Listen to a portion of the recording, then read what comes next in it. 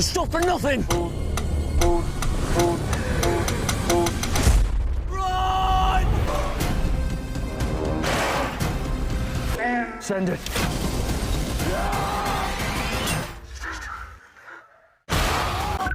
There's no discharge in the war. What is up, everybody? Jeremy Eisenfire here. Welcome to the channel. And today, not only did we receive an all-new behind-the-scenes featurette with Aaron Taylor Johnson speaking a little bit about the upcoming film and the genius of Danny Boyle, but we also have some new TV spot trailers as well, which potentially points to a very nefarious role that NATO might be playing in this upcoming film, along with some very intriguing new scenes at the Bone Temple, which confirm some earlier theories. The featurette starts with Aaron Taylor Johnson speaking a little bit about Danny Boyle and how he is filmmaking royalty, which he very much is, and talks a little bit about how iconic the original 28 Days Later was, and some of the themes that it touches on, and how it explores some of the aspects of social rage within our own society. After all, people infected with the rage virus experience an insatiable appetite for rage and violence, that very same rage and violence that exists in some humans as well, which we go on to see reflected in Jim's character by the end of the film.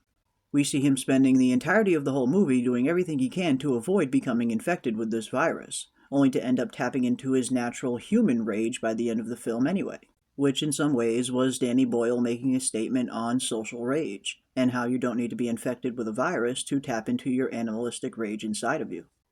Aaron Taylor Johnson also goes on to talk a little bit about what an honor it is to work with Danny Boyle on such an iconic film franchise. We did hear him mention a few months back that 28 years later made him fall in love with acting all over again.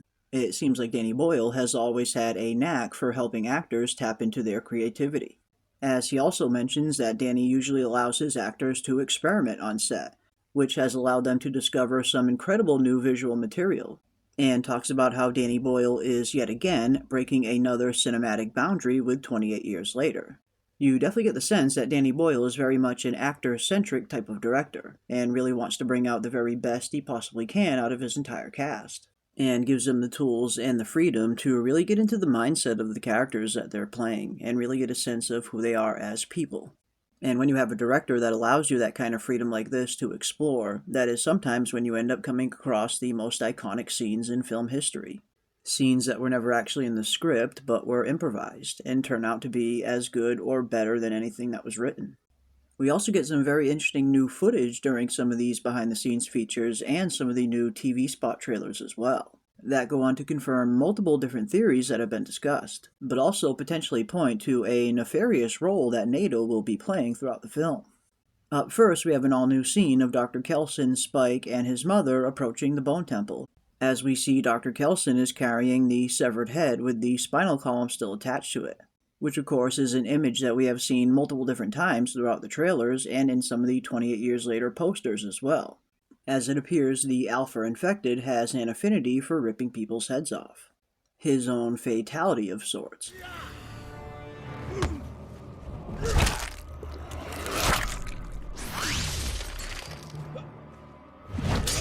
Fatality.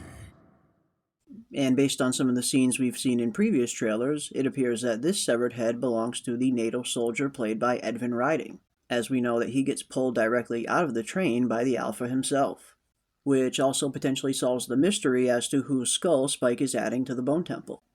In some of the posters for 28 years later, we see a shot of Spike climbing to the top of the temple, along with some interesting still images as well, that show Dr. Kelson, Spike, and his mother crossing the river with what appears to be a severed head in Dr. Kelson's hands, along with another still image that shows Dr. Kelson handing Spike a freshly cleaned skull.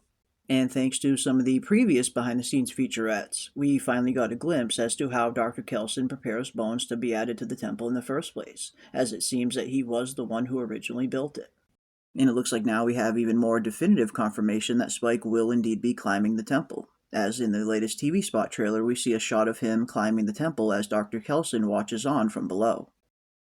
And speaking of the NATO soldier played by Edvin Riding, we also have a brand new scene that has just recently came out between him, Spike, and Spike's mother, that show a potential nefarious reason for why NATO is here in the first place, as it seems they could potentially be here for the baby.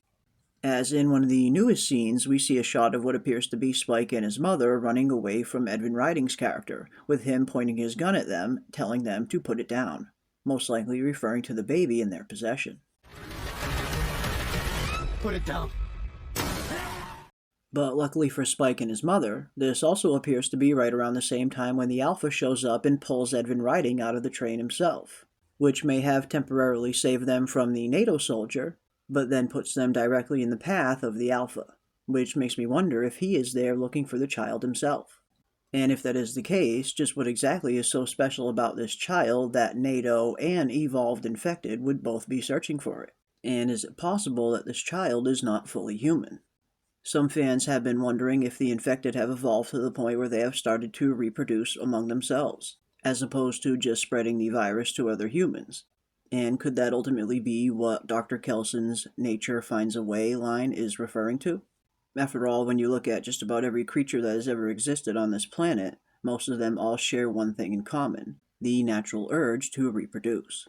Or could we even potentially be dealing with an immune carrier situation? Could this child potentially have come from a lineage that was immune to the virus like we have seen in previous carriers? And if so, could NATO potentially be after this child to study it? During the events of 28 weeks later, we saw a NATO scientist trying to do exactly that. Upon discovery that Dawn's family were potentially immune to the virus, we saw this scientist do everything in her power to try and keep his children safe in hopes that they could one day provide a cure. Could NATO potentially have been searching for another special carrier-type gene over these last 28 years and think they finally found one with this child? Which also begs the question, just whose child exactly is this? We see Spike's mother holding the child in multiple different scenes in the trailer, but it's unclear as to whether or not she was the one who gave birth to it, as she didn't appear to seem pregnant when they first left the community. It also appears that she doesn't have the baby in their possession when they first board the train, which makes me wonder if that's where she finds it. We did recently see a scene of her boarding the train and coming face to face with a female infected, which could potentially be where this baby originated from. And if that is the case, it could potentially explain why the NATO soldier is telling her to put it down, perceiving it to be a threat. And when looking at the latest TV spot trailer in its entirety, it also states that a new fear has been born, just as it shows a shot of the baby in question. On June 20th, a new fear is born. Put it down. Could this potentially be the new threat that has recently been born? Are we looking at an offspring that was derived directly from infected parents, pointing to an even bigger sign of their evolution over the last 28 years? And if so, just what exactly would a child like this grow on to become? We have heard from Danny Boyle that the virus has gone on to mutate in more ways than one over the last 28 years, and to see a child born directly from these mutated infected all these years later could potentially pose quite a big threat to humanity.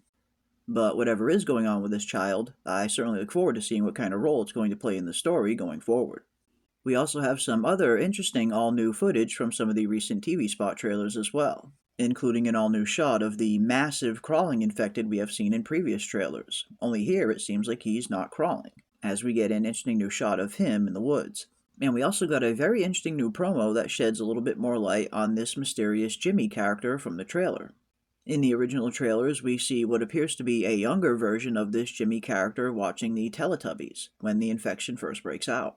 And many fans have speculated that the priest we see in the other flashback scene is actually the father of this Jimmy character. And it looks like that is indeed confirmed, as we recently got an all-new scene of what appears to be the priest handing Jimmy a cross just before the priest sacrifices himself to the rage virus, while telling his son to always keep it with him.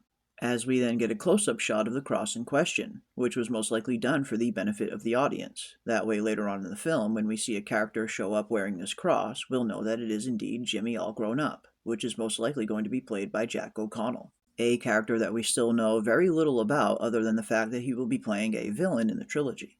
But now at least we have more definitive confirmation that he is indeed the son of the priest in the trailer, which could give us a little bit more insight as to how he became a religious zealot of sorts, and maybe even formed his own group, as we have heard many different rumors and theories about some kind of cult aspect in 28 years later, although we haven't received any definitive confirmation on that as of the recording of this video. But last, and certainly not least, another shot that I wanted to touch on in some of the recent TV spot trailers was a very interesting one concerning Spike and Dr. Kelson hiding from the infected. We see what appears to be Spike and Dr. Kelson, with even the baby in question hiding underground in some kind of structure. But unfortunately, it looks like they are indeed found, as we see a hand come through from the top and grab Dr. Kelson. But what I found interesting in this scene is I couldn't see Spike's mother anywhere hiding with them. Did the infected potentially descend upon them and they got separated and had to hide quickly? Or did Spike's mother potentially perish at some point in the film?